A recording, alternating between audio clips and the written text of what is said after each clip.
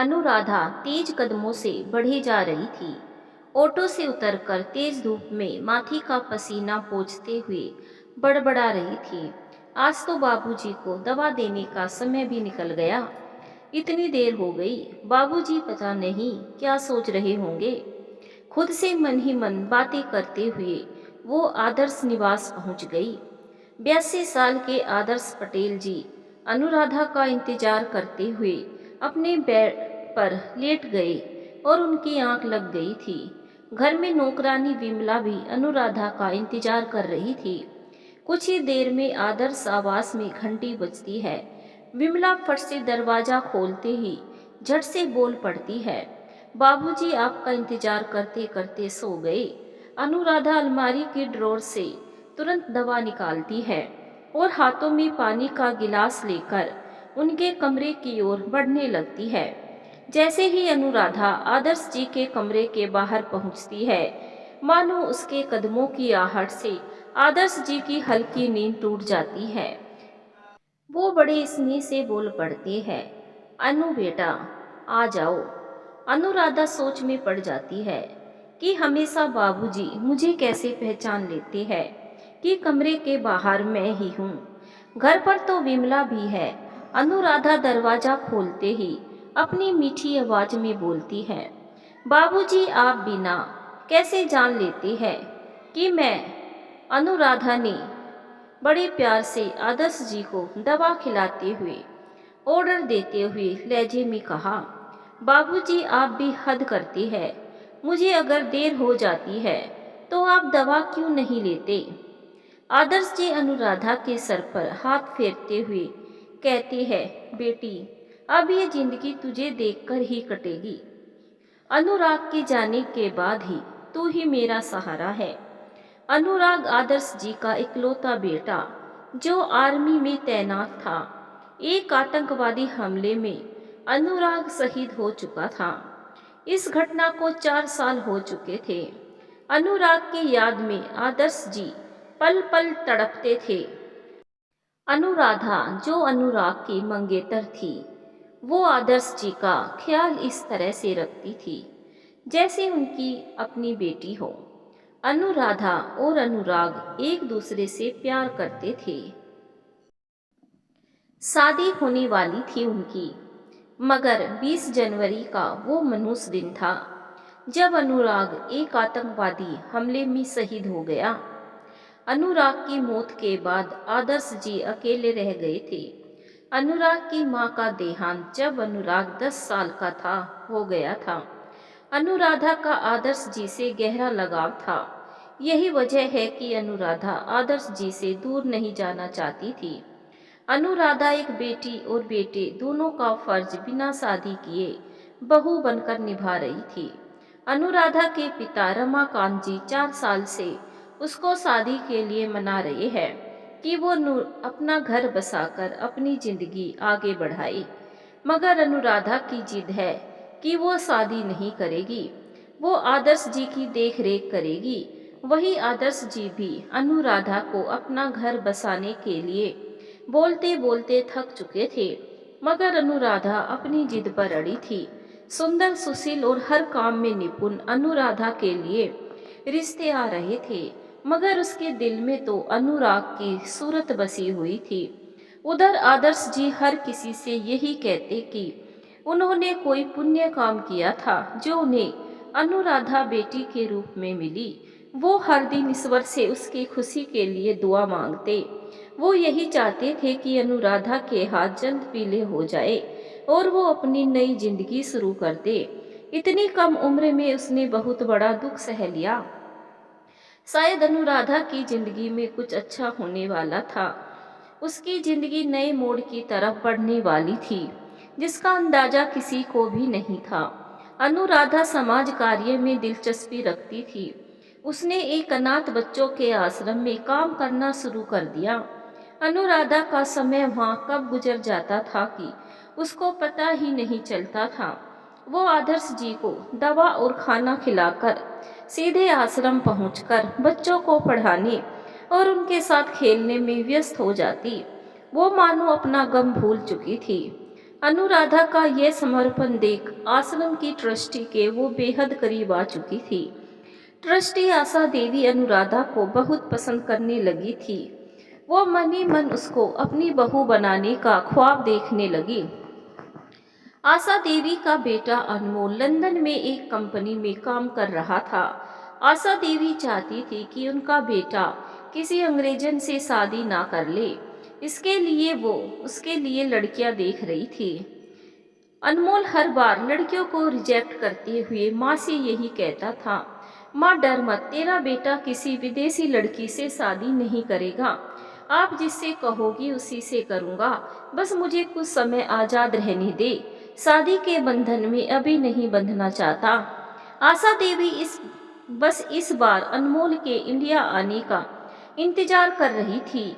उन्होंने सोच रखा था कि इस बार तो वो अनमोल की सगाई करवा कर ही उसको भेजेगी। इधर आशा देवी अनुराधा के परिजनों से भी मिलने जुलने लगी, जिससे शादी की बात करने में आसानी रहे। आशा देवी ने अनुराधा के परिजनों से अनुराधा का हाथ मांगते हुए उन्हें आश्वस्त किया कि वो उसे हमेशा खुश रखेगी। अनुराधा के माता पिता इस रिश्ते से बेहद खुश थे। वो बस अनुराधा की हाँ का इंतजार कर रहे थे। अनुराधा से इस रिश्ते की बात की तो अनुराधा ने साफ मना कर दिया। अनुराधा के दिल और दिमाग में अनुराग छाया हुआ था।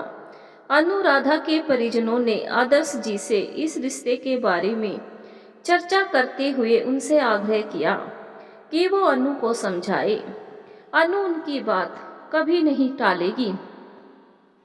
अगली सुबह जब अनुराधा आदर्श जी के घर उनको रोज की तरह दवा खिलाने पहुंची तो उन्होंने समझाने की कोशिश की। अनुराधा हमेशा की तरह ये बात सुन उदास होकर बोल पड़ी, क्या मेरा यहाँ आना आपको पसंद नहीं? अगर ऐसा है तो आप बता दीजिए, मैं आपको तंग करने कभी नहीं आऊंगी। आदर्श जी ने दुखी स्वर में समझाते हुए कहा, बेटा मैं आज हूँ और कल नहीं। कब तक तू यहाँ ऐसे आती रहेगी? तुझे अब अपनी नई जिंदगी शुरू करनी है। तुमको दुखी देखकर अनुराग खुश नहीं होगा। उसके आत्मा भी तुम्हें दुखी देखकर दुखी हो रही होगी। उसकी खातिर मान जाओ। आखिरकार आदर्श जी ने अनुराधा को शादी के लिए मनवा ही लिया। उधर अनमोल 1 महीने के लिए इंडिया आ गया। आशा देवी ने अनमोल के सामने अनुराधा का रिश्ता रखा। अनमोल ने भी इस रिश्ते को हल्के में लेते हुए कह दिया, हाँ माँ, मैं लड़की से मिलकर देखता हूँ पहले। अनुराधा और अनमोल की मुलाकात का समय निर्धारित किया गया और फिर वो दिन आया जब दोनों का आमना सामना होने वाला था। अनुराधा साधारण लड़की थी। साज श्रृंगार से उसको लगाव नहीं था। अनुराग के जाने के बाद तो मानो वो सब कुछ भूल ही चुकी थी। अनुराधा की माँ के कहने पर उसने येलो कलर की साड़ी और हल्का मेकअप किया। हमेशा की तरह अपने बाल खुले ही छोड़ दिए थे। वो बेहद खूबसूरत लग रही थी। अनुराधा अपने परिजनों के साथ एक होटल पहुंची, जहां अनमोल अपनी माँ के साथ पहले से ही मौजूद था। अनमोल और अनुराधा ने एक दूसरे को देखा और फिर मुस्कुराते हुए नमस्ते किया। सब कुछ बेहद फॉर्मल चल रहा था। अनमोल अनुराधा को निहार रहा था, मगर बेहद एटीट्यूड से। उधर अनुराधा झेप रही थी। तभी अनमोल ने अनुराधा के सामने सवाल किया, मैं अबोर्ड में रहता हूँ, आप इतनी सिंपल है, खुद को कैसे एडजस्ट करेगी? अनुराधा सिर झुकाए बगैर कोई उत्तर दिए शांत बैठी रही। अनुराधा का शांत रहना अनमोल को अखर गया। दोनों परिवार आपस में फॉर्मल मीटिंग करने के बाद होटल से निकल पड़े। अनमोल को यह मुलाकात कुछ अच्छी नहीं लगी। उसने माँ को समझाते हुए कहा कि वो जिस तरह की लड़की चाहता है अनुराधा वैसी नहीं है। उधर अनुराधा अपने पिताजी को समझाने में जुटी थी कि अनमोल उसके टाइप का लड़का नहीं। पहली मुलाकात में अनमोल और अनुराधा एक दूसरे को रिजेक्ट कर चुके थे, मगर दोनों परिवार इस रिश्ते को ना नहीं कहना चाह रहे थे। आशा देवी ने अनुराधा की मां से बात करते हुए इस समस्या का समाधान खोजने को कहा। दोनों ने यही निर्णय लिया कि दोनों को कुछ समय दिया जाए जिससे वो एक दूसरे को समझ सके। अपनी रूटीन के अनुसार अनुराधा बेहद फ्रेश मूड में आदर्श जी से मिलने पहुंचती है। वो बहुत खुश लग रही थी। आदर्श जी ने उससे झट से पूछा, आज बहुत खुश हो, क्या बात है? लड़का पसंद आ गया क्या? इस सवाल पर अनुराधा ने बाबा कहते हुए उनकी तरफ खिलखिलाते हुए कहा कि लड़के ने मुझे रिजेक्ट कर दिया और मैंने उसे। इस पर आदर्श जी हंस पड़े। उनसे रहा नहीं गया और वो बोल पड़े, कौन बदनसीब है जिसने तुझे रिजेक्ट किया? वो बोल पड़े, मुझे अब तेरी माँ से बात करनी पड़ेगी, आखिर मैं भी समझूं माजरा क्या है। अनुराधा ने अनमोल की तस्वीर मोबाइल पर दिखाते हुए कहा कि ये वही वो विदेशी लल्लू है, पता नहीं खुद को क्या समझता है, जाए जाकर किसी फिरंगी से शादी कर ले। आदर्श जी मन ही मन उसकी बात सुनते रहे और खामोश थे। उनको अनमोल एक नज़र में ही पसंद आ गया था। वो यही सोच रहे थे कि ईश्वर ने अनुराधा की जिंदगी में अनमोल के रूप में खुशियां भेजी है। अब दोनों को एक करना ही होगा। अनुराधा और अनमोल की मुलाकात को 2 दिन बीत चुके थे। अब सब सामान्य हो रहा था। अनुराधा ने सोच लिया था कि अब उसके रिश्ते की बात कोई नहीं करेगा, मगर किस्मत में कुछ और ही लिखा था। अनमोल माँ के साथ आश्रम आने लगा। वो वहाँ अनुराधा को काम करते देखता। इतनी मेहनती बच्चों से प्रेम से बात करना और बच्चों के बीच बच्चा बनकर उनके साथ खेलना उसको आकर्षित करने लगा। अनमोल अनुराधा को चोरी छिपे देखने लगा। अब वह आश्रम आने का बहाना खोजने लगा था। इस बात को माँ आशा देवी भांप चुकी थी। यह उनके लिए अच्छे संकेत थे। इस बात की जानकारी अनुराधा के माता पिता को चली तो वो बहुत खुश थे।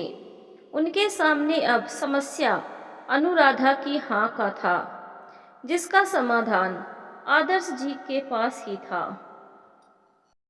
अनमोल ने अनुराधा से बातें करनी शुरू कर दी थी, मगर ये अनुराधा को अच्छा नहीं लग रहा था। वो उससे दूर भागने की कोशिश करती तो अनमोल किसी न किसी बहाने उसके करीब आने का प्रयास करता। इस तरह से 12 दिन कट गए। अब अनुराधा भी अनमोल से बातें करने लगी। दोनों नजदीक आ रहे थे। यह बातें अनुराधा ने आदर्श जी को बताई। वो बहुत खुश हो गए। उन्होंने धीरे से अनुराधा से पूछा कि क्या उसे अब वो विदेशी लल्लू पसंद है। अनुराधा ने उनकी बात हंसी में टाल दी। अनुराधा अनमोल के करीब आ रही थी। अनुराधा सोच में पड़ गई थी कि उसने अनमोल को जैसा समझ रखा था वो वैसा नहीं। आदर्श जी ने बेटी को आशीर्वाद देते हुए हमेशा खुश रहने का आशीर्वाद दिया और शादी के लिए हाँ कहने के लिए कहा। अनुराधा ने भी उनकी बात पर सहमति जता दी। अब शहनाई बजने का समय आ चुका था। अनमोल को 15 दिन बाद वापस जाना था। शादी की तैयारियां जोरों पर चलने लगी। आखिरकार शादी का वो शुभ दिन भी आया, जिसका सभी को बेसब्री से इंतजार था। दोनों की शादी संपन्न हुई। शादी के तुरंत बाद अनमोल के जाने का समय आ गया था। अनुराधा का पासपोर्ट अब तक नहीं बना था, सो उसको पासपोर्ट मिलने तक का इंतजार करना था। अनमोल के जाने के बाद अनुराधा दिन गिन रही थी कि वो कब अनमोल के पास पहुँचे। अनुराधा और आशा देवी आश्रम में पहले की तरह जाने लगी। अब अनुराधा वहाँ बहू के तौर पर जाने लगी, जिससे उसका और भी सम्मान बढ़ गया था। अनुराधा का अब पासपोर्ट बनकर आ चुका था। अनुराधा अनमोल से मिलने को बेसब्र थी। एयरपोर्ट पर अनुराधा को विदा करने के लिए अनुराधा के माता पिता और सभी परिजन आशा देवी और आदर्श जी मौजूद थे। सभी ने अनुराधा को भीगी आंखों से विदा किया। कुछ ही घंटों में अनुराधा अनमोल के साथ थी। अनमोल ने उसे एयरपोर्ट से रिसीव किया और घर चलने लगा, जहां अनुराधा उसे देखकर बेहद खुश थी। मगर अनमोल के चेहरे पर अजीब सी हंसी थी, जो अनुराधा समझ नहीं पा रही थी। अनमोल का बदला बर्ताव उसे परेशान कर रहा था। वो कुछ समझ पाती उससे पहले ही अनमोल ने कहा, अब तुम आ चुकी हो, धीरे धीरे यहाँ के रीति रिवाज सब समझ जाओगी। अनुराधा को उसकी बातों में अजीब सी घृणा आने लगी। वो अनमोल के साथ एक आलीशान बंगले के बाहर खड़ी थी। रुकते ही नौकर तुरंत गाड़ी का दरवाजा खोल देते हैं। अनुराधा अभी उस बंगले को निहार ही रही थी कि टेरिस पर एक विदेशी लड़की पर उसकी नजर पड़ती है। वो अनमोल से पूछ बैठती है कि वो कौन है। अनमोल उसकी बात को टालते हुए कहता है कि अभी पता चल जाएगा। अनुराधा घर में प्रवेश करती है। वह आलीशान बंगला अंदर से बेहद खूबसूरत था। सामने की दीवार पर अनमोल और टेरिस पर खड़ी लड़की की बड़ी सी तस्वीर टंगी थी। उस तस्वीर को देखकर अनुराधा का गुस्सा 7वें आसमान पर पहुंच गया था। वो अनमोल से इस बारे में पूछने के लिए पीछे पलटती है। वैसे ही वो टेरिस वाली लड़की अनमोल के गले लग जाती है। वो अनमोल के गालों पर किस करते हुए कहती है, कितना मिस कर रही थी मैं तुमको, बहुत देर लगा दिए। अच्छा हुआ कि तुम अपने साथ नौकरानी ले आए। अब अनुराधा को समझते देर नहीं लगी। वो खुद को ठगा सा महसूस करते हुए अपने हाथों की मेहंदी निहारने लगी, जैसे वो उसे चिढ़ा रही थी। हाथों में पहना लाल चूड़ा चीख रहा था कि तुमको धोखा दिया गया। अनमोल अनुराधा से कहता है, यहाँ तुमको किसी चीज की कमी नहीं होगी, बस आराम से काम करो।